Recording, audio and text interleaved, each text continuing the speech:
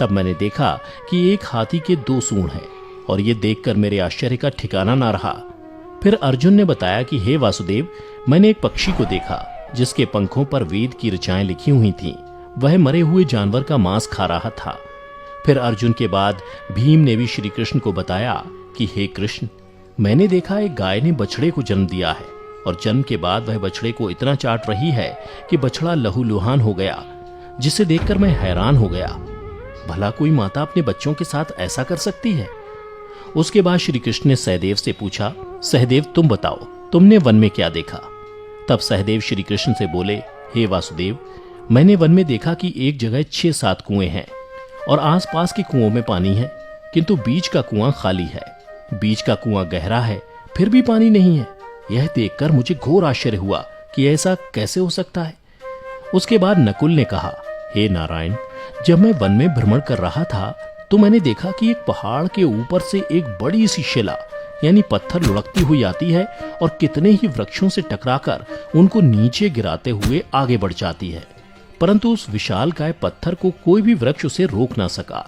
इसके अलावा वह शिला कितनी ही अन्य शिलाओं के साथ टकराई, पर फिर भी वह रुकी नहीं। अंत में एक अत्यंत छोटे पौधे का स्पर्श होते ही वह स्थिर हो गई। फिर युधिष्ठिर श्री कृष्ण से बोले, हे वासुदेव, हम 5 भाइयों ने जो कुछ भी वन में देखा वो आपको बता दिया, कृपया कर इसका अर्थ बताइए।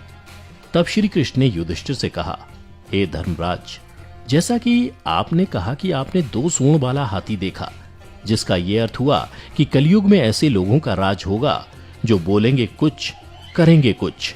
कलयुग के शासक अपनी प्रजा की सभी तरह से शोषण करेंगे। उनके मन में कुछ और होगा और दिखावे के लिए कुछ और करेंगे। अर्थात कलयुग में शासकों के लिए आम लोगों का कोई महत्व नहीं होगा, वो बस राज करने के लिए शासक होंगे। फिर श्री कृष्ण अर्जुन से बोले, हे धनंजय, जैसा कि तुमने देखा कि एक पक्षी के पंख पर वेद की ऋचाएं लिखी हुई थीं, लेकिन वह मरे हुए जानवर का मांस खा रहा था, जिसका अर्थ ये हुआ कि कलयुग में ऐसे लोग होंगे जो बड़े ज्ञानी और ध्यानी कहलाएंगे, किंतु उनके आचरण राक्षसी होंगे। कलयुग में लोग पंडित और विद्वान कहलाएंगे, किंतु यह विचार चलता रहेगा कि कोई मरे और उसकी सारी संपत्ति उसके नाम हो जाए। अर्थात कलयुग के मनुष्य धन और संपत्ति के लोभी होंगे, भले ही उनके पास कितना ही ज्ञान क्यों ना हो। इसके अलावा हे अर्जुन, कलयुग में हर जाति धर्म के प्रमुख पद पर बैठे लोग विचार करेंगे कि कब कोई किसी पद से हटे और हम उस पर विराजमान हो जाएं। कलयुग में ऐसे लोगों की संख्या बहुतायत होगी, कोई कोई विरला ही संत पुरुष होगा।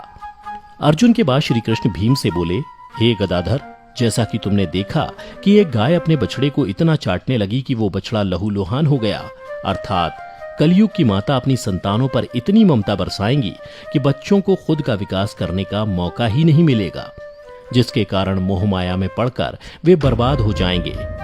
इसके अलावा किसी का बेटा घर छोड़कर साधु बनेगा तो हजारों व्यक्ति दर्शन करेंगे, किंतु जब मनुष्य का अपना बेटा साधु बनेगा तो रोएंगे कि मेरे बेटे का क्या होगा। इतनी सारी ममता होगी कि उसे मोह माया और परिवार में ही बांध कर रखेंगे और उसका जीवन वहीं खत्म हो जाएगा। अंत में बेचारा अनाथ होकर मरेगा। भीम जब श्री कृष्ण के जवाब से संतुष्ट हो गए, तब भगवान श्री कृष्ण ने सहदेव से कहा, सहदेव, जैसा कि तुमने बताया कि तुमने वन में 5-7 भरे कुओं के बीच एक कुआं एकदम खाली देखा, जिसका अर्थ ये हुआ कि कलयुग में पैसे वाले अर्थात धनी लोग अपने पुत्र पुत्री के विवाह में या फिर आलीशान भवन बनाने में लाखों रुपए खर्च कर देंगे, परंतु उनके पड़ोस में ही यदि कोई भूखा प्यासा मर रहा होगा तो वह उसकी कोई सहायता नहीं करेंगे। भले ही उनका अपना ही सगा भूख से मर जाएगा, लेकिन वो देखते रहेंगे। इसके अलावा कलयुग में मनुष्य मदिरा, मांस, भक्षण, सुंदरता और व्यसन में पैसे उड़ा देंगे, किंतु किसी के 2 आंसू पोंछने में उनकी रुचि ना होगी। हे सहदेव, मेरे कहने का तात्पर्य यह है कि कलयुग में अन्न के भंडार होंगे, लेकिन लोग भूख से मरेंगे। सामने महलों बंगलों में ऐशो आराम चल रहे होंगे, लेकिन पास की झोपड़ी में आदमी भूख से मर जाएगा। एक ही जगह पर असमानता अपने चरम पर होगी। श्री कृष्ण की बातें सुनकर सहदेव को सारी बातें समझ में आ गईं। तब श्री कृष्ण ने नकुल से कहा, नकुल, जैसा कि तुमने बताया कि वन में एक बड़ी सी चट्टान पहाड़ से लुढ़की, किंतु बड़े बड़े वृक्ष और उसके तने उस चट्टान को रोक ना पाए, किंतु एक छोटे से पौधे से टकराते ही वह चट्टान रुक गई, जिसका अर्थ यह हुआ कि कलयुग में मनुष्य का मन नीचे जाएगा, यानी कलयुग के मनुष्यों का जीवन पतित हो जाएगा। और ऐसे में मनुष्यों का जीवन धन की शिलाओं से नहीं रुकेगा, ना ही सत्ता के वृक्षों से रुकेगा, किंतु हरि नाम के एक छोटे से पौधे से, हरि कीर्तन के एक छोटे से पौधे से मनुष्य जीवन का पतन होना रुक जाएगा। अर्थात कलयुग में भी जो मनुष्य धन के लोभ को छोड़कर हरि नाम का जप करेगा उसे कोई कष्ट नहीं होगा और मृत्यु के बाद उसे परमेश्वर अर्थात मेरे चरणों में जगह मिलेगी। तो मित्रों, आपने देखा होगा कि आज श्री कृष्ण द्वारा बताई गई ये सारी बातें सच में घटित हो रही हैं। इसलिए मनुष्यों को चाहिए कि कलयुग में वह धर्म का पालन करें।